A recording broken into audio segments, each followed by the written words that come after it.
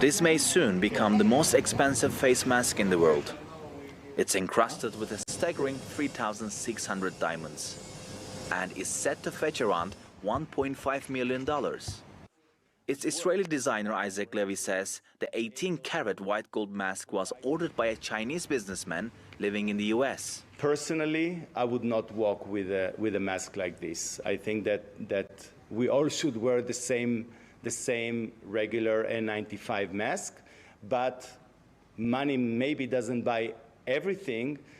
But if it can buy, a very expensive COVID-19 mask, and the guy wants to wear it and walk around and get the attention, he should be happy with that. The company is hoping to use the sale of the mask to cover at least some of the losses caused by the pandemic. Diamonds are Israel's biggest export. Israeli companies trade around $5.5 billion a year. That's nearly a quarter of Israel's total exports and 12% of the world's production. In the first 2 months of the pandemic, Israel's diamond trade declined by 90%. The Diamond Exchange Center here in Tel Aviv has been around for even longer than the State of Israel. Since 1937, it's become the top destination for the trade.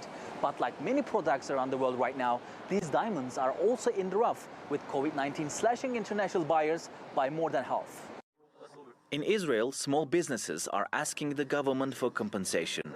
But the president of the Diamond Exchange, Yoram Dawash, is hoping more can be done.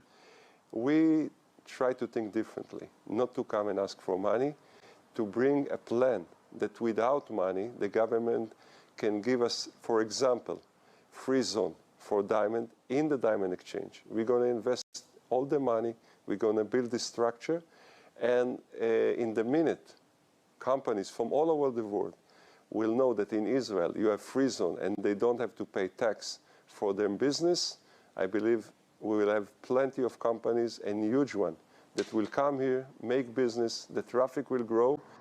A tax-free zone may be some way off. Israel has just struck a deal with the United Arab Emirates, which includes a trade agreement. And Israeli dealers are hoping Dubai's investors will take a shine to their diamonds.